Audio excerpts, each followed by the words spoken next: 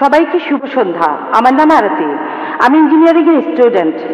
আমি এই কথা মানি যে সব ধর্মই আসলে কিছু বিশ্বাসের সমষ্টি। হিন্দুইজম একটা বিশ্বাস, ইসলাম একটা বিশ্বাস, খ্রিস্টান ধর্ম একটা বিশ্বাস। আর বেশিরভাগ প্রধান ধর্মই যেমন হিন্দুইজম, ইসলাম বা খ্রিস্টান ধর্ম এগুলো সময়ের সাথে গড়ে উঠেছে। এই ধর্মগুলো অনেক সময় পার করে তারপর এসেছে। এই ধর্মগুলোতে অনেক কিছু যোগ হতে পারে, বাদ যেতে পারে। এতে করে ধর্মটা উন্নত হতে পারে, অথবা এসব যোগ বিয়োগে ধর্মটার অনেক ক্ষতিও হতে পারে। আমার প্রশ্নটা হলো, আমাদের কেন কোরআন বা বেদের মতো কিছু ধর্মগ্রন্থ মেনে চলতে হবে? আমরা কেন ধর্মগুলোর ভালো জিনিসটা নিয়ে আর খারাপ জিনিসগুলো বাদ দিয়ে তারপর পালন করি না? কোরআন থেকে ভালো জিনিস নিলাম, বেদ থেকে ভালো জিনিস নিলাম, বাইবেল থেকে ভালো জিনিস নিলাম, তারপর সেগুলো মানতে পারি। আর বেদে যে কথাই থাকুক, কোরআনে যে কথাই থাকুক, আর বাইবেলে যে কথাই থাকুক, আমার মতে পুরুষের একটাই স্ত্রী থাকা উচিত। আর আমি কোনো কিছু এজন্য মানব না যে সেটা কোরআনে লেখা আছে বা বেদে লেখা আছে। আমি আমার যুক্তি আর বুদ্ধি দিয়েই সেটা বিচার করব, আর সব ধর্ম থেকে ভালো জিনিসটাই নেব। আর আজকের এই অনুষ্ঠানে আমরা কেন এই দুইটা ধর্মের সাদৃশ্য আর পার্থক্য নিয়ে আলোচনা করছি? আমরা তো দুইটা ধর্ম থেকে ভালো জিনিসগুলো নিয়ে আমাদের নিজেদের মতো জীবনযাপন করতে পারি। এটাই আমার প্রশ্ন। বোন, আপনি খুব সুন্দর একটা প্রশ্ন করেছেন। খুবই সুন্দর প্রশ্ন, খুবই প্রাসঙ্গিক প্রশ্ন। আমরা কেন কোনো ধর্ম পালন করব? কেন হিন্দুইজম, ইসলাম আর খ্রিস্টান ধর্ম তার চেয়ে সব ভালো জিনিসগুলো জড়ো করি, সেগুলোই মেনে চলি। শেষ।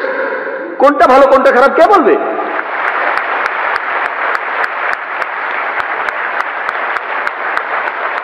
যেমন ধরুন, আমেরিকাতে স্কার্ট পরা আর শর্টস পরা খুবই কমন। পশ্চিমাদের এটা ভদ্রতা, তাদের জন্য স্কার্ট আর শর্টস পরা ভদ্রতা। যদি চেন্নাইতে এমন করেন, যদি এখানে স্কার্ট শর্টস পরা কোনো মেয়েকে আপনি দেখেন, তখন বলবেন এটা অভদ্রতা। আপনিও বলবেন বোন, আপনিও বলবেন অভদ্রতা। তাহলে আমেরিকায় যেটা ভদ্রতা, এখানে সেটা অভদ্রতা। কয়েক বছর আগে আমি আমেরিকায় গিয়েছিলাম, সেখানে একজন বলল তোমাদের ইন্ডিয়ার মহিলারা খুবই অভদ্র। আমি অবাক হয়ে বললাম, কেন ইন্ডিয়ার মহিলারা অভদ্র কেন? কারণ তারা যখন শাড়ি পরে তাদের পেট দেখা যায়। তার মানে আমেরিকায় সে দেশের নিয়মে কোনো মহিলা তার পেট দেখালে সে অভদ্র। তাহলে কে ঠিক করবে? আপনি যদি মুসলিম দেশগুলোতে যান, আরব দেশগুলোতে, কোনো মহিলার দিকে তাকানো, কোনো মহিলার দিকে চোখ ফেরানো অন্যায়, অভদ্রতা। এখানে যদি কোনো মহিলাকে স্পর্শ না করে কথা বলেন, তার দিকে তাকান, সেটা ভদ্রতা। তাই ইন্ডিয়ানরা নমস্তে বলে স্পর্শ ছাড়া। পশ্চিমা দেশগুলোতে হ্যান্ডশেক করাটা খুবই কমন। একজন মহিলা আর একজন পুরুষ হ্যান্ডশেক করছে, সেটাই ভদ্রতা। শরীরের অন্যান্য অঙ্গ প্রত্যঙ্গ স্পর্শ না করে হ্যান্ডশেক করা কিছু পশ্চিমা দেশে এটাই হলো ভদ্রতা। অন্যান্য পশ্চিমা দেশে মহিলাদের ঠোঁটে আর গালে চুমু দিয়ে এটা হলো ভদ্রতা। আর কিছু পশ্চিমা দেশে আপনি যা খুশি তাই করতে পারেন। পুরুষ আর মহিলা তারা স্বেচ্ছায় যা করবে সবই হলো ভদ্রতা। কে ঠিক করবে? ঠিক করবে কে? কে ঠিক করবে? আমেরিকায় অনেকগুলো নুট বিচ রয়েছে। টাইমস অফ ইন্ডিয়া 2 মাস আগে পড়লাম, সমুদ্র ভ্রমণ, নুট ক্রুজ। জাহাজে যারা থাকবে সবাই উলঙ্গ থাকবে, তাদের জন্য এটা ভদ্রতা। কে ঠিক করবে? সবচেয়ে ভালো যিনি বলতে পারেন তিনি সৃষ্টিকর্তা। আমি প্রশ্ন করছি, কোনটা ভালো কোনটা খারাপ কে ঠিক করবে? কে ঠিক করবে? আপনি বললেন সেরা নিয়মগুলোই বাঁচা হবে, আর আমিও আপনার সঙ্গে একমত। সবগুলো ধর্মের ভালো জিনিসগুলো বেছে নেন। আমি সেটাই করেছি। আমি সব ভালো জিনিসগুলো বেছে নিয়েছি বেদের মধ্যে থেকে।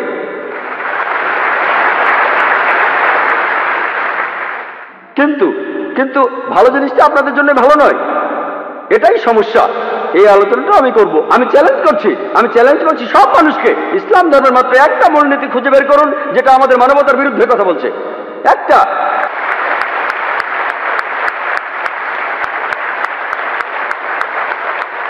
আমি চ্যালেঞ্জ করছি, আমি অন্য মুসলমানকে এর মধ্যে টানছি না, আমি শুধু আমার মাথাটা গিলোটিনে রাখছি। আমি সবাইকে চ্যালেঞ্জ করছি, যে কেউ, হ্যাঁ, অনেক অমুসলিম আছেন যাদের কাছে মনে হবে কিছু এক ভুল, যেমন ধরুন এই বোন পুরুষের একাধিক বিয়েতে একমত নন।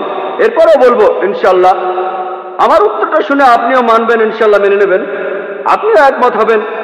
যেমন ধরুন আপনি প্রশ্ন করলেন 2 আর 2 যোগ করলে কত হয়, আমি উত্তরটা জানি বলে দিলাম, তারপর আপনি উত্তর শুনে মেনে নেবেন। আমরা এখানে যেটা করব, যেসব ব্যাপারে আপনারা একমত নন, আপনার মাইকের সামনে এসে প্রশ্ন করবেন। আমি আসলে একজন ছাত্র হিসেবে যথাসাধ্য চেষ্টা করবো, আল্লাহ চাইলে উত্তরটা দিতে পারবো। এখন বেদ যে বলছে আপনি একাধিক বিয়ে করতে পারেন, খ্রিস্টানদের বাইবেল বলছে, কোরআনও বলছে, এখন আপনি এইসবের কোনোটাই মানতে চান না, সমস্যা নেই, আসুন আমরা যুক্তির কথা বলি, আমরা যুক্তি দিয়ে দেখি। বল, আপনি কি জানেন প্রাকৃতিকভাবে ছেলেরা আর মেয়েরা সমান অনুপাতে জন্মায়? প্রাকৃতিকভাবে ছেলেরা আর মেয়েরা সমান অনুপাতে জন্ম নেয়। কিন্তু কোনো ডাক্তারের কাছে যান, শিশুদের উপরে ডাক্তার, তিনি বলবেন যে মেয়ে শিশুরা বিভিন্ন জীবাণুর বিরুদ্ধে ছেলে শিশুর চেয়ে ভালোভাবে লড়াই করতে পারে। তাহলে শিশু বয়সে দেখা যায় মেয়ে শিশু যত মারা যায় তার চেয়ে ছেলে শিশু অনেক বেশি মারা যায়। শিশু বয়সে মেয়েদের সংখ্যা ছেলেদের চাইতে বেশি থাকে। তারপর সময় যায়, মানুষ ধূমপানের কারণে মারা যায়, মদ খাওয়ার কারণে মারা যায়, অ্যাক্সিডেন্টে মারা যায়, যুদ্ধে মারা যায়, এখানেও মেয়েদের চাইতে ছেলেরা বেশি মারা যায়। তাই আজকের দিনে পৃথিবীতে পুরুষের চাইতে মহিলার সংখ্যা অনেক বেশি। শুধুমাত্র কয়েকটা দেশে, ইন্ডিয়ার মতো তৃতীয় বিশ্বের কয়েকটা দেশে মেয়েদের সংখ্যা ছেলেদের চাইতে অনেক কম। কারণটা জানেন? কারণ হলো মেয়ে শিশু হত্যা। বিবিসির একটা রিপোর্টে এমিলিও বেকাননের কথা অনুযায়ী তিনি একটা প্রোগ্রামে বেশি বয়সে মৃত্যু নিয়ে বলেছিলেন প্রত্যেক দিন ইন্ডিয়াতে 3000-এরও বেশি মহিলা তাদের গর্ভপাত ঘটায় যখন জানতে পারে গর্ভের শিশুটি মেয়ে। তার মানে প্রতি বছরে ইন্ডিয়াতে 10 লাখেরও বেশি মহিলা গর্ভপাত ঘটায় যখন জানতে পারে গর্ভের শিশুটি মেয়ে। যদি এই অশুভ প্রথাটি বন্ধ করা যায়, আর তামিলনাড়ুর সরকারি হাসপাতালের রিপোর্ট অনুযায়ী আপনাদের এই প্রদেশেই এই রিপোর্ট বলছে প্রতি 10 জন মেয়ে সন্তানের 4 জনকে মারা হয়, এই কাজটাকে সঠিক? এটা ভুল। যদি এই অশুভ প্রথা বন্ধ করেন তাহলে ইন্ডিয়াতেও মেয়েদের সংখ্যা হবে ছেলেদের সংখ্যা চাইতে বেশি। শুধুমাত্র আমেরিকাতেই মেয়েদের সংখ্যা ছেলেদের চাইতে 78 লক্ষ বেশি। শুধু ইংল্যান্ডে ছেলেদের চাইতে মেয়েদের সংখ্যা 40 লক্ষ বেশি। জার্মানিতে মেয়েদের সংখ্যা 50 লক্ষ বেশি। শুধু রাশিয়াতে মেয়েদের সংখ্যা হচ্ছে 90 লক্ষ বেশি।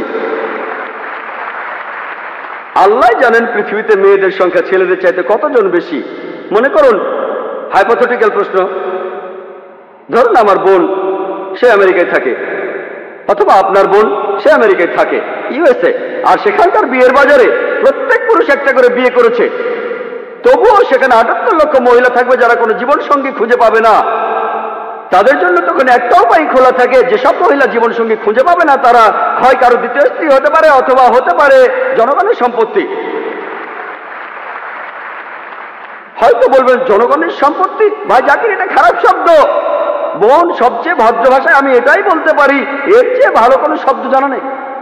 আমেরিকাতে সেদেশের পরিসংখ্যান আমাদের বলে বিয়ের আগে গড়ে একজন মানুষের 8 জন যৌনসঙ্গী থাকে। রক্ষিতা রাখাটা খুবই কমন, যতজন খুশি 10 জন 20 জন 30 জন সমস্যা নেই। 100 জন আইন আপনাকে কিছুই বলবে না।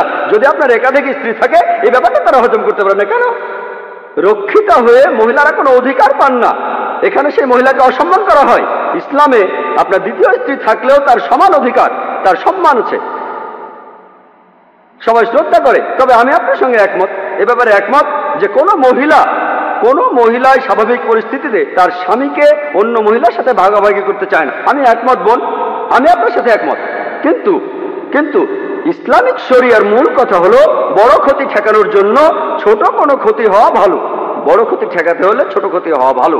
তাহলে মুসলিম উম্মার সব মুসলমান মহিলা জানেন যে অনেক মহিলা অবিবাহিত, যদি তারা অনুমতি না দেয় তাদের স্বামীদের একাধিক বিয়ে করতে, এরা জনগণের সম্পত্তি হবে। তখন তারাই বলবে আমাদের স্বামীদের ভাগাভাগি করব, কিন্তু অন্যান্য বোনদের জনগণের সম্পত্তি হতে দেব না। আশা করি উত্তরটা পেয়েছেন।